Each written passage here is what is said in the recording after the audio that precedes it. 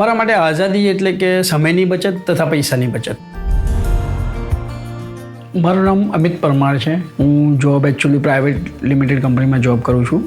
Work જે છે credit મેનેજરનું છે. ત્યાં ઇઝીલી સ્મૂથલી ગાડી માખણની જેમ ચાલે છે, કોઈ ઇશ્યુ નથી. આ બાઇકનું જે માઇલેજ છે એટલે કે એવરેજ છે એ 100ની એવરેજ આપે છે. એક દિવસમાં જોવા જાઓ તો સહેજે 100થી 120 કિલોમીટર જેવું મારું રાઇડિંગ થઈ જાય છે.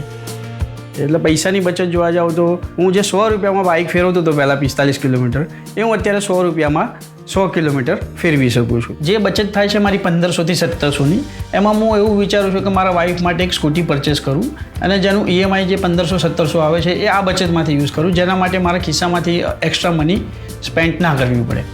આ ખાલી એક રાઇડિંગ માટેનું બાઇક નથી, આ મારું ફેમિલિયર બાઇક છે. એવું લાગે છે કે ઘોડો જેમ હવામાં ઉડે છે એમાં બાઇક આખું દોડે છે.